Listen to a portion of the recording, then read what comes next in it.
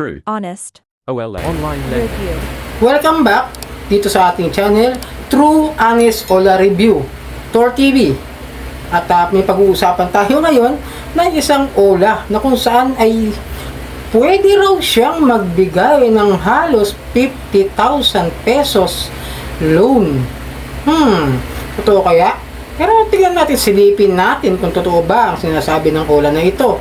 So yun, ano bang Ola ang ating pag-uusapan? Pero bago ang lahat, makikisuyo lang po sana na pakisubscribe, like, share, hit nyo na yung notification bell para update tayo sa mga Ola reviews na pag-uusapan natin dito sa ating channel. Medyo naiilang ako sombrero ko. Okay, so yun, ang pag-uusapan po natin ngayon ay si Masaya Cash.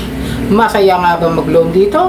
O malulungkot lang sa magiging kalalabasan ng ating pag-apply dito?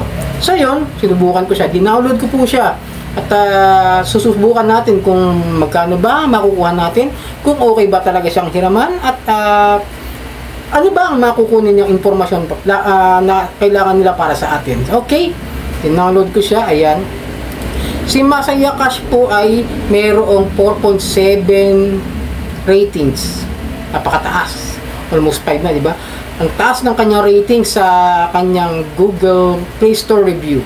And then, si Masaya Cash po ay under ng Snap Cash Lending Incorporation at may kapatid yan. Kaya wag na kayong magtataka kung sakaling kapag kayo nag-submit o nag-send ng mga OTP at na ibibigay sa inyo, wag na kayong magtaka kung si Peso to You yung mag-message sa inyo.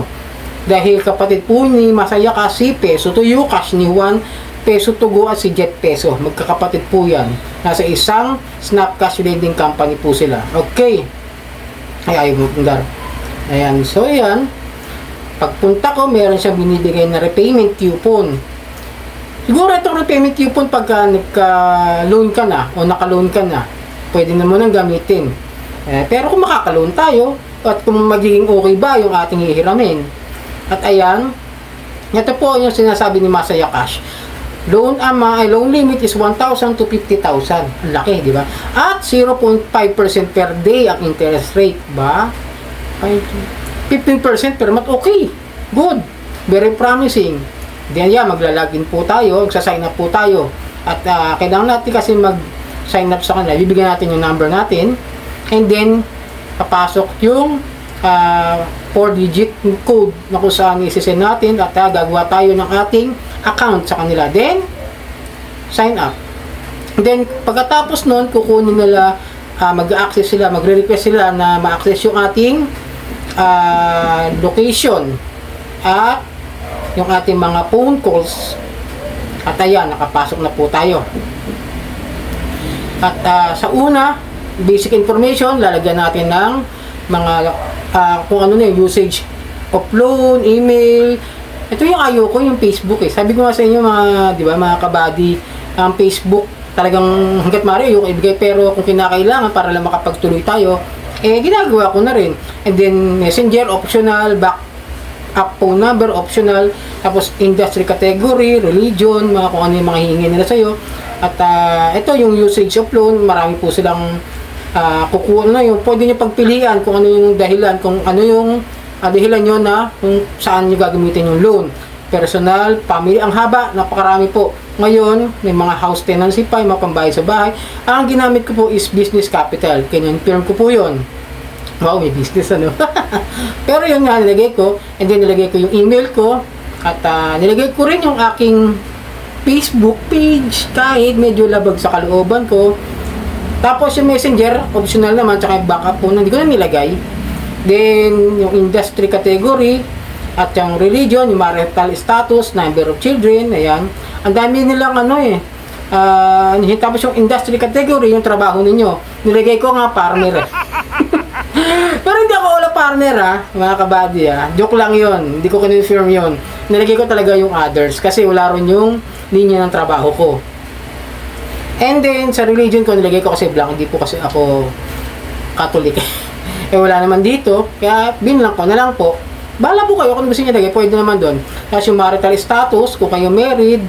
At ito, yung educational background na high school, nilagay ko. Ayan, tapos company name. After that, yung job information. kukunin po nila yung pangalan ng kumpanya, tapos ilang taon na kayo, pakita ko sa inyo dyan, kung kailan yung sahod nyo, payday 1, payday 2, monthly income, like yung sa nakaraan yung sinabi ko sa inyo, ba yung ginawa kong video, ganoon din po, same. Tapos ilalagay nyo yung monthly income nyo, kung 5,000 o 15,000, mga ganoon, piliin nyo lang po at kukonfirm nyo po yun doon. And then, residence information po, ilalagay niyo po kung saan po kayong barangay at yung mga detailed address po ninyo. Yun po yung mga susunod na mga magiging pipilapan nyo. At pagkatapos nun, emergency contacts 5. 5 number na naman ang kukunin sa inyo na nasa contact list nyo sa phone ninyo. Grabe, ang daming hinihingi nitong Ola na ito, itong Masaya Cash. Para nakakalungkot, no? And then after that, pagka napila pa nyo lahat yun, yung basic information, job information, residence information, emergency contacts, submit. Pagkatapos nyo mag-submit, meron na pong susunod na authentication, yung ID at yung ating facial recognition. Bahala po kayo kung ano po yung gusto nyo gamitin, pero sa ID, marami po yan na pwede pagpilian na ID ninyo. Tapos, pipila pa nyo yung authentication, ilalagay nyo po yung pangalan nyo at yung pilido, tapos yung birthday, tapos submit. And then ito hindi ko magets ang dami niyang inaano. Ito papakita ko sa inyo references, yung job information, business information, cha-cha-cha, chu-cha-cha. Tapos i-skip ko na lang kasi hindi ko naman siya maintindihan. At bakit kailangan? Ewan ko po skip ko na lang po siya, hindi na po ako nag-submit, skip ko lang siya, pwede naman. And then meron siyang warm reminder. Are you sure you want to skip? This is the last item to be filled in. Warmly remind you that each additional material submission will increase the pass rate by 5%. Ibig sabihin, mas tataas yung inyong increase rate na ma-approve kapag pinila pa natin yung mga yun. At yun, sinabmit ko na. Inulit rin niya sa sinabi niyang warm reminder, your loan application will be submitted.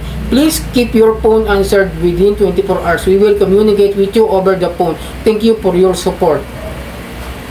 Wala siyang sinabi kung approve ako o hindi. Basta maghintay raw ako ng 24 hours. Yun lang. Then sa settings makikita niyo meron naman siyang remove account. Hindi ko lang sure kung mari-remove ba talaga o hindi. Lalo kung hindi ka naman naka-loan o maaring kumukuha lamang po sila ng mga contact info sa atin at ng ating mga personal information.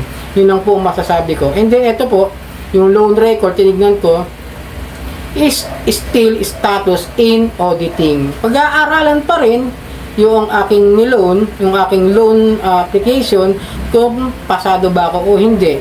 So sa makatuwid, nga. Pero masabuti yung ganito, at least wala ako na ang pera, pero di ko rin sure kung baka bukas ay mag-message sa akin o baka mamaya mag-message sa akin. Yun lang po yung ating masasabi at marireview ko sa inyo. Kaya kung susubukan po ninyo ito, medyo maging ingatan nyo na lang kasi baka mamaya kumukuha nga lang ng info at hindi ko rin po masyadong sure kung ito ay maganda ba na hiraman o loanan. Wala akong masyadong nababalitaan dito at wala akong masyadong nakikitang complaint dito kahit doon sa mga Ola victims community. Yung wala akong napapansin, no? Medyo di ko sure kung okay ba to o hindi, pero is up to you kung gusto nyong mag-risk dito sa Ola na ito. Pero para sa akin, nasabi ko lang is hindi ko rin siya masasagot kung okay siya, pero under review po ako at hindi ko alam kung makakaloan o hindi. At medyo siguro mas malaki yung chance na reject. Yun po masasabi ko. Kaya pag-isipan nyo kung papasok kayo o magta-try kayo mag-loan dito sa Ola na ito. Masaya Cash, pero masaya nga ba? Pero siyempre, it's up to you pa rin kung maglo-loan kayo rito.